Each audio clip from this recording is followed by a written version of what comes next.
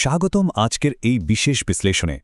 আজ আমরা ডক্টর শাওনের দেয়া কিছু দারুণ ইনসাইট নিয়ে কথা বলবো। আমাদের চারপাশের এই যে সারা দিনের ডিজিটাল কোলাহল, এর হাত থেকে নিজেদের মস্তিষ্ককে বাঁচাতে কিভাবে আমরা একটা দুর্ভেদ্য মানসিক দুর্গ বা কগনিটিভ ফোর্ট্রেস করে তুলতে পারি, সেটাই থাকছে আজকের আলোচনায়। তো চলুন মূল বিষয়ে ঢুকে পড়া যাক। আচ্ছা, আমরা তো তৃতীয় বিশ্বযুদ্ধ বা গ্লোবাল পলিটিক্স নিয়ে সারাক্ষণ চিন্তায় থাকি, তাই না? কিন্তু জানেন কি, ঠিক আমাদের নাকের ডগায় একেবারে লোকচক্ষুর আড়ালে বিশাল একটা যুদ্ধ ঘটে চলেছে। এমন একটা যুদ্ধ যেটা নিয়ে হয়তো আমাদের বিন্দুমাত্র ধারণাও নেই। আর এই অদৃশ্য যুদ্ধের সবচেয়ে ভয়ঙ্কর দিকটা হচ্ছে ব্রেন অ্যাট্রোফি। সহজ কথায়, আমাদের মস্তিষ্কের কার্যক্ষমতা ধীরে ধীরে ভোতা হয়ে যাওয়া। ওই যে $ট্রিলিয়ন বড় বড় টেক কোম্পানিগুলো, তারা নিজেদের লাভের জন্য এমন সব অ্যালগারিদম বানাচ্ছে, আর এর কোল্যাটারাল ড্যামেজ হিসেবে প্রতিদিন একটু একটু করে আমাদের ফোকাস আর গভীরভাবে চিন্তা করার ক্ষমতাটা কিন্তু একেবারে ধ্বংস হয়ে যাচ্ছে।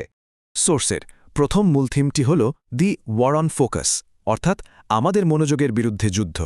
এই যুদ্ধের আসল ভিলেন কারা সেটা একটু চিনে নেওয়া দরকার। একদিকে আছে সোশ্যাল মিডিয়ার আসক্তি আর ওই টিকটক বা রিলসের মতো শর্ট ফর্ম কন্টেন্ট। এগুলো আমাদের মনোযোগের স্প্যানটাকে আক্ষরিক অর্থেই শেষ করে দিচ্ছে। আর অন্যদিকে আছে চ্যাট জিপিটি বা এআই মডেলগুলো।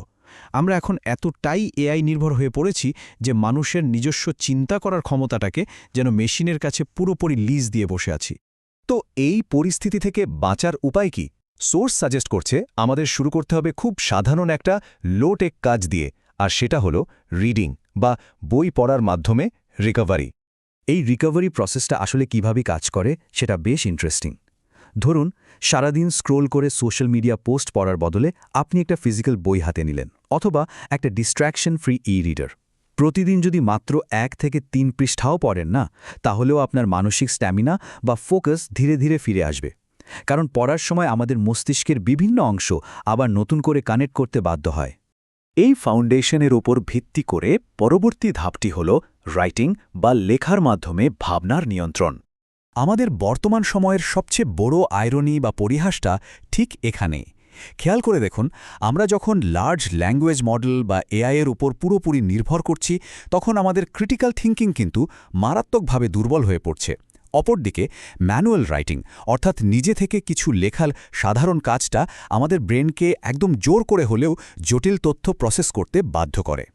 পুরো ব্যাপারটা এই একটা পাওয়ারফুল রিয়েলাইজেশনে এসে দাঁড়ায়। মানুষ কিন্তু চিন্তা না করেও অনর্গল কথা বলে যেতে পারে, তাই না? কিন্তু ব্রেনকে একটুও কাজে না লাগিয়ে বা কোনো কিছু চিন্তা না করে একটা বাক্য লেখা, এটা আক্ষরিক অর্থে অসম্ভব। আর ঠিক এই কারণেই প্রতিদিন জার্নালিং করার ওপর এত বেশি জোর দেওয়া হয়েছে। সারাদিন কি কি শিখলেন তার একটা সামারি করা, আপনার ইমোশনাল ট্রিগারগুলো লিখে রাখা, বা ধরুন ছোট ছোট প্রাপ্তির জন্য কৃতজ্ঞতা প্রকাশ করা। সবচেয়ে জরুরি ব্যাপার হলো, কাজটা করতে হবে একদম ফিজিক্যাল কলম আর কাগজ ব্যবহার করে।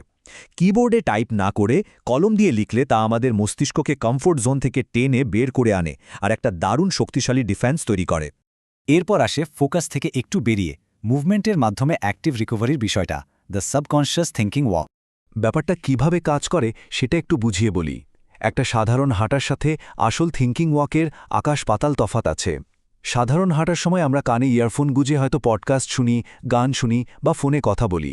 কিন্তু একটা সত্যিকারের থিঙ্কিং ওয়াক হলো এমন, যেখানে আপনার সাথে কোনো ডিভাইস থাকবে না। শুধুই হাঁটা, নিজের মনে এলোমেলো চিন্তা করা আর প্রচণ্ড একঘেয়েমি অনুভব করা। শুনতে হয়তো খুব বোরিং লাগছে, তাই না? কিন্তু সোর্স বলছে, হাঁটার সময় কোনো ডিভাইস ছাড়া মাত্র 30 মিনিট যদি এই বোরডম বা একঘেয়েমিটা সহ্য করতে পারেন, তবে আপনার মন একদম উদ্দেশ্যহীনভাবে ঘুরে বেড়ানোর সুযোগ পাবে। আর ঠিক এভাবেই আমাদের অবচেতন মন অ্যাক্টিভেট হয়। বিশ্বাস করুন, নতুন আর ক্রিয়েটিভ আইডিয়াগুলোর জন্ম কিন্তু ঠিক এই জায়গাটাতেই হয়। এই মানসিক দুর্গ তৈরির শেষ ধাপগুলো হল ডিজিটাল ডিটক্স এবং নতুন স্কিল বা দক্ষতা অর্জন করা। ডিজিটাল আসক্তি থেকে বেরিয়ে আসার একটা খুব প্র্যাকটিক্যাল উপায় আছে। প্রথমে দিনের এমন একটা সময় বেছে নিন যখন আপনাকে কেউ খুব একটা ডিস্টার্ব করবে না। এরপর নিজের ফোনটা থেকে মাত্র 15 বা 30 মিনিটের জন্য দূরে থাকুন। হ্যাঁ, শুরুতে মনে হতে পারে দুনিয়ার সব বড় বড় ঘটনা বোধহয় মিস হয়ে যাচ্ছে, কিন্তু ভয় পাওয়ার কিছু নেই। ধীরে ধীরে এই সময়টা বাড়িয়ে 1 বা 2 ঘন্টা করুন। দেখবেন ফিয়ার অফ মিসিং আউট বা ফোমো একেবারে কেটে গেছে। এর পাশাপাশি নতুন কোনো হবি বা দক্ষতা শেখাটা ব্রেনের জন্য জাস্ট দারুণ একটা চ্যালেঞ্জ। সেটা হতে পারে সেলাইয়ের মতো হারিয়ে যাওয়া কোনো কাজ, একটু বাগান করা, গিটার বা পিয়ানো শেখা, কোডিং করা, কিংবা ধরুন টেবিল টেনিস খেলা। এসব কাজ মস্তিষ্ককে একটা প্রয়োজনীয় চ্যালেঞ্জ ছুড়ে দেয় আর সাথে সাথে একটা দারুণ ডোপামিন হিটও দেয়, যা মস্তিষ্ককে দীর্ঘক্ষণ অ্যাক্টিভ রাখে। আলোচনার শেষ পর্যায়ে চলে এসেছি আমরা। আমাদের এই অদৃশ্য যুদ্ধের চূড়ান্ত পরিণতিটা আসলে কি হতে পারে? Securing long term brain health.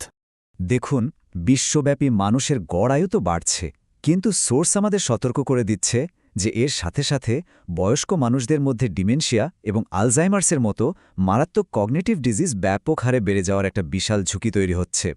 Popular cinema the নোটবুকে স্মৃতি হারানোর ওই মর্মান্তিক রূপটা মনে আছে? ঠিক ওরকমই একটা পরিণতির দিকে হয়তো আমরা এগিয়ে যাচ্ছি। আর একটা সাংঘাতিক পরিসংখ্যান হল 50% বা 50%। কিন্তু কিসের 50%?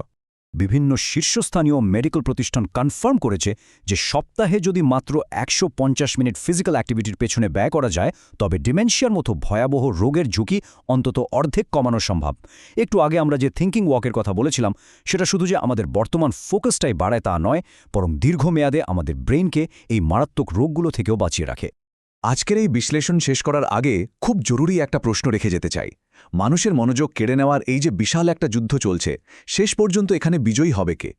ওই মাল্টি-বিলিয়ন ডলারের অ্যালগোরিদমগুলো কি এই যুদ্ধে জিতে যাবে, নাকি আমরা মানে মানবজাতি সফলভাবে একটা শক্তিশালী মানসিক দুর্গ গড়ে তুলে নিজেদের মস্তিষ্ককে রক্ষা করতে পারব? উত্তরটা কিন্তু এখন একেবারেই আমাদের হাতে।